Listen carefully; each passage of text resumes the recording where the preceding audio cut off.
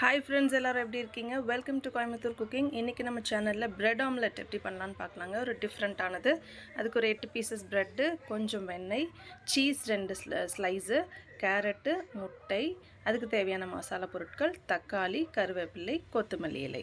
சரிங்களா? இப்போ இது எப்படி பண்றதுன்னு நான் உங்களுக்கு சொல்லி தரேன். கொஞ்சம் எண்ணெய் சேர்த்துக்கோங்க. இந்த மாதிரி வானல் வச்சிட்டு அதில் நம்ம கேரட்டை கொஞ்சம் இந்த மாதிரி துருவி எடுத்து வச்சுருக்கோம். சரிங்களா? இப்போ நம்ம 8 பீசஸ்க்கான கேரட் எடுத்துருக்கோங்க. 8 பிரெட் பீசஸ்க்கான கேரட். சரிங்களா? ஸோ இப்போ அது போட்டுட்டு இப்போ இந்த மாதிரி எண்ணெயில் வதக்கிக்கிறோம். ஓகே, கேரட்டை துருவி வதக்கிக்கலாம். இது கொஞ்சம் சுவையாகவும் இருக்கும், அதே மாதிரி ஆரோக்கியமானதும் கூட. இப்போ தக்காளி எடுத்துருந்தோம் இல்லையா, அந்த ஒரு தக்காளி இந்த மாதிரி அரைச்சி எடுத்துருக்கோம். அதை இப்போ இந்த கேரட்டில் சேர்த்துக்க போகிறோம். சேர்த்துட்டு அதையும் சேர்த்து கொஞ்சம் நேரம் வேக விடலாம். தக்காளியோட பச்சை வாசனையும் போகணும், இதே மாதிரி கேரட்டும் கொஞ்சம் நமக்கு வேகணும். வேகிற வரைக்கும் வெயிட் பண்ணிவிட்டு கொஞ்சம் தேவைப்பட்டால் தண்ணி விட்டுக்கலாம். தண்ணி விட்டுட்டால் கருகாமல் இருக்கும் இல்லையா? ஸோ கொஞ்சம் மூடி போட்டு கூட நீங்கள் இதை வேக வச்சுக்கலாம், இல்லை அப்படியேவும் வைக்கலாம். ஓகேங்களா? கொஞ்சம் நல்லா வெந்துட்டு வர வரைக்கும் விட்டுட்டு அது கூட தேவையான அளவு ஒரு சிட்டிகை மஞ்சத்தூள், ஒரு அரை ஸ்பூன் மிளகாய்த்தூள், கரம் மசாலா எந்த அளவுக்கு ஆட் பண்ணுறீங்களோ, மிளகாத்தூள் எந்த அளவுக்கு ஆட் பண்ணுறீங்களோ அதே அளவுக்கு நீங்கள் கரம் மசாலாவும் ஆட் பண்ணிக்கலாம். ஆட் பண்ணிவிட்டு கொஞ்சம் தண்ணி விட்டுட்டு கலக்கி விட்டுட்டு மூடி போட்டு நீங்கள் இதை கொஞ்சம் நேரம் வேக வச்சுக்கலாம்.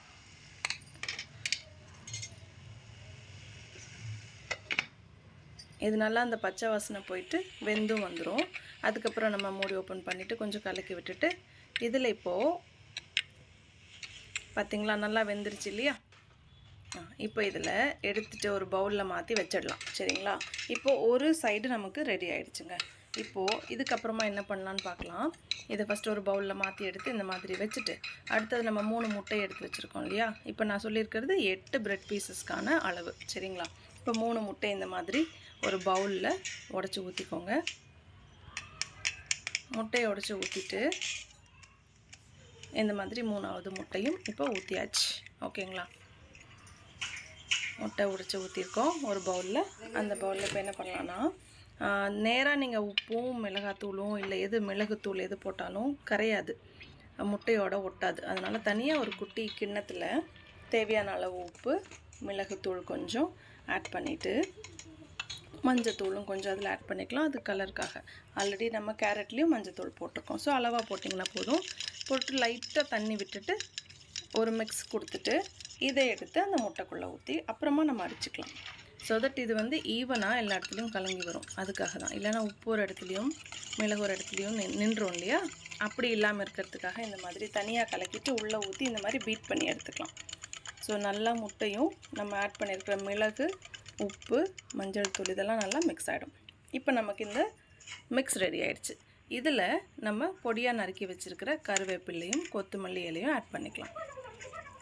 சரிங்களா? ஆட் பண்ணிவிட்டு அதையும் நல்லா கலந்து விட்டுட்டு அதே பீட்டர் இருக்கும்ல அதில் வச்சாலும் சரி, இல்லை நீங்கள் ஸ்பூன் வச்சு கூட கலக்கிக்கலாம். நம்ம அப்படியே தான் அதை யூஸ் பண்ண போகிறோம்.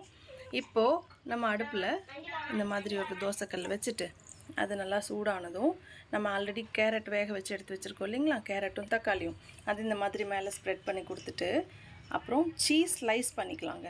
சீஸ் ஸ்லைஸ் ஆல்ரெடி ஸ்லைஸாக தான் இருக்கும். நம்ம மொத்தமாக சீஸ் ஆட் பண்ண வேண்டாமே, ரொம்ப ஹெவி ஆகிடும்ன்றதுக்காக ஒரு சீஸையே நம்ம 4ஆக கட் பண்ணியிருக்கோம். நீங்கள் ரொம்ப சீஸ் சாப்பிடுவீங்க, விரும்பி சாப்பிடுவீங்க அப்படின்னா மொத்தமாக கூட வச்சுக்கலாம். பட் இதில் கொஞ்சமாக வச்சா கூட ஓகே தான்.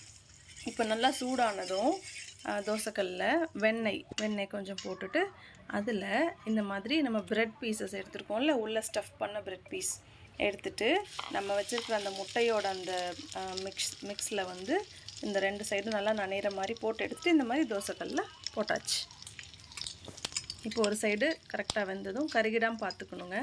சரிங்களா? அப்புறம் இதை அப்படியே மெதுவாக உடஞ்சிடாமல் இன்னொரு சைடு திருப்பி போட்டலாம். திருப்பி போட்டாச்சுன்னா ஒரு 1 மினிட் விட்டிங்கன்னா போதும். சூப்பராக டேஸ்டியான பிரெட் ஆம்லெட், ரொம்ப ஹெல்த்தியானதும் கூட. இதில் கேரட், தக்காளி, மசாலா பொருட்கள் எல்லாம் ஆட் பண்ணியிருக்கோம். அதே மாதிரி கருவேப்பிலை, கொத்தமல்லியும் இருக்குது, சீஸ் இருக்குது. ஸோ உங்களுக்கு வேணுங்கிற எல்லா நியூட்ரியன்ஸும் இதில் கிடச்சிடும். ஓகே, ஸோ மார்னிங் பிரேக்ஃபாஸ்ட் ரொம்ப ஹெல்த்தியானதாக இதை செஞ்சு நீங்கள் சாப்பிட்லாம். குழந்தைங்களுக்கும் இதை கொடுக்கலாம், விரும்பி சாப்பிடுவாங்க. இப்போ 2வது போட்டு எடுத்தாச்சு. இப்போ பாருங்கள், நமக்கு சுவையான பிரெட் ஆம்லெட் ரெடி ஆகிடுச்சு. நீங்களும் கண்டிப்பாக அதை ட்ரை பண்ணி பாருங்கள். எப்படி இருந்ததுன்னு எங்ககிட்ட ஷேர் பண்ணுங்கள். தேங்க்ஸ் ஃபார் வாட்சிங். பாய்.